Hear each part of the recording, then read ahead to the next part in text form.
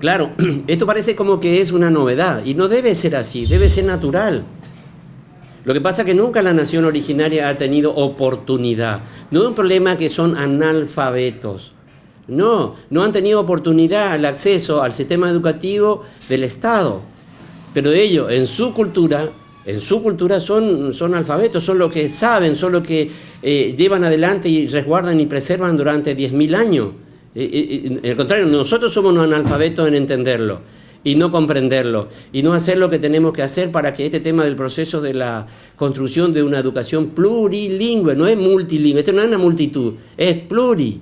Es decir, ustedes deben pensar que ellos tienen derecho también a tener el resguardo de su lengua, de su espiritualidad, de su territorio y por lo tanto de su cultura y su costumbre. Es tan sencillo pensar que ellos deben tener acceso a tierra suficiente y apto. ¿Por qué no? ¿Por qué no? ¿Por qué la avaricia de tener más y más y sacarlo y acorralarlo y de última, viste, ha sometido hace unos años la nación originaria, toda la nación originaria? Hoy el Estado inclusive, este Estado democrático, popular, federal de Rovira y Cló, es un hecho sin precedente en la Argentina y lo está convocando a las demás provincias desde la mirada originaria.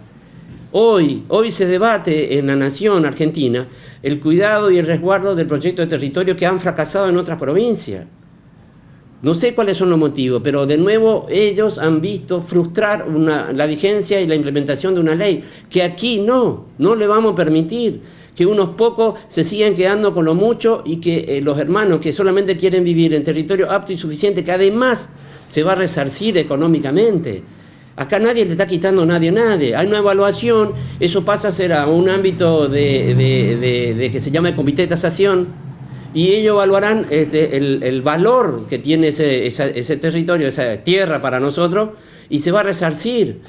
Pero ¿por qué no podemos pensar en la coexistencia pacífica, en el amor solidario y la presencia de las culturas, que sí se manifiesta así en magnitud ampulosa en Oberá? Claro que se manifiesta, y somos felices, y están todos los ritmos, están todas las expresiones musicales, coreográficas, están toda la gastronomía. ¿Por qué ellos no pueden tener su gastronomía? ¿Por qué no puede tener en escenario mayor la presencia del coro guaraní? ¿Por qué?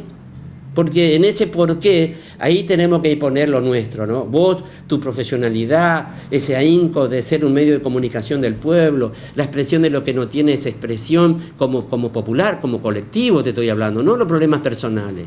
Yo no te vengo a decir que no estoy en tal parte porque hoy estoy cansado. Acá no hay cansancio posible.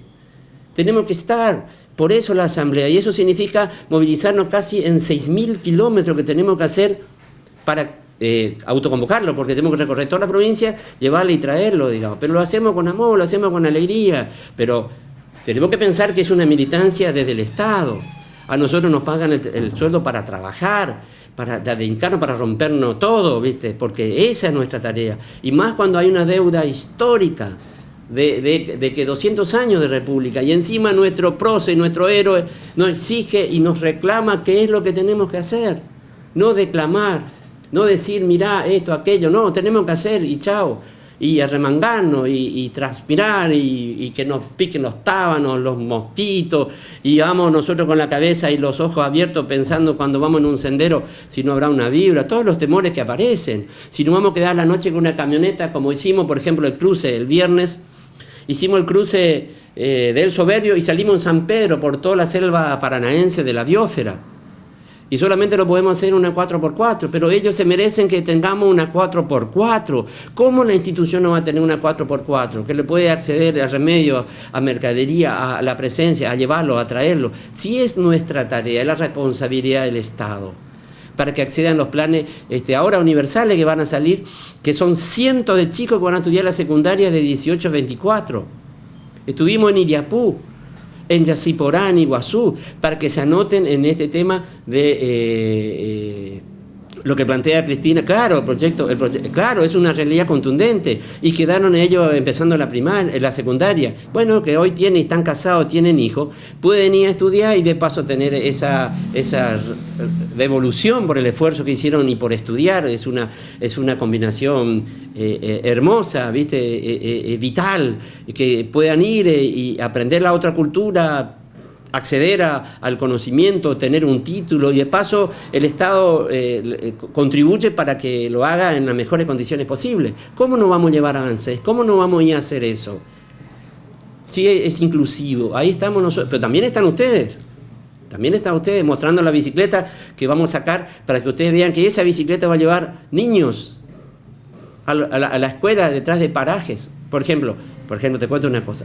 Había una institución alemana en el Soberbio que le retiró la escuela primaria, ¿sí?, de la comunidad porque ellos ya no le hacían caso porque se dieron cuenta que estaban siendo manipulados por los alemanes.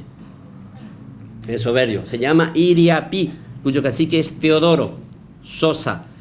Cuando él le retira porque dice, ustedes vienen a evangelizarnos, ustedes vienen a decir qué es lo que tenemos que hacer, nos vamos a trabajar juntos, respetándonos.